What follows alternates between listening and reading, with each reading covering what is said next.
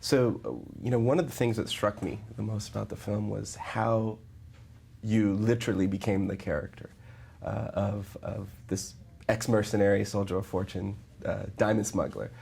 How did you go about, I guess, researching the role, getting into character for the part? Well, thank you for the compliment, by the way. You're welcome.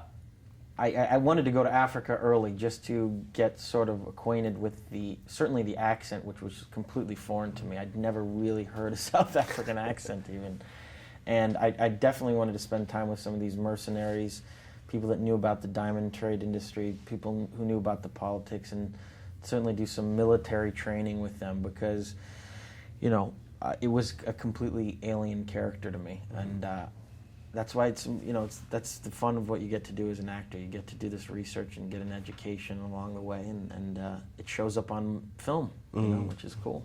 You've been making some really daring choices with the characters that you've been playing as of late, and they've been paying off for you. I mean, is this a very intentional kind of track for you? It's always been the intent for me. It's just, I suppose, working with different actors over the years, I've learned maybe more tools. I don't know. I've always loved and aspired to do great performances. Ever since I started off in the business, I've admired the great actors of my past and said, I'd love to someday do something close to a performance that De Niro or Pacino or James Dean has done in the past. To get somewhere even close to that would be unbelievable. So, what you do is you say, how did these guys do it? Right, right. They did their homework.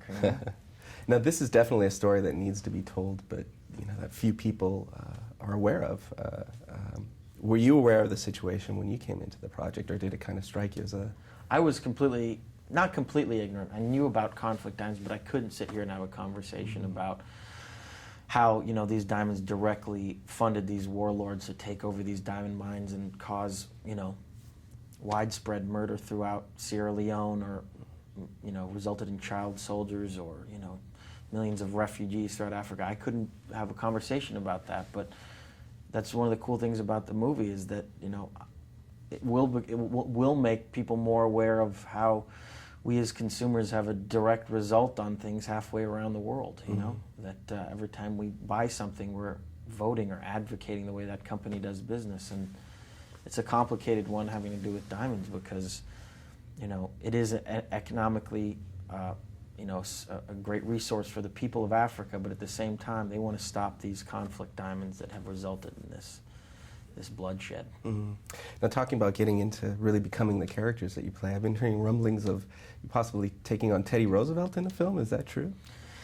It's something that I'm developing, but if anyone knows anything about trying to develop something in this business, it is the hardest thing in the world because it takes forever to get a character and a script right. It's almost a little mini miracle anytime a good movie comes out because so much thought has been put into it, and I'm going through that right now. Yeah. Are you a history buff, or? Yeah, I'm a history buff. Yeah, for sure. Great, great. Well, thank you so much. I appreciate the time.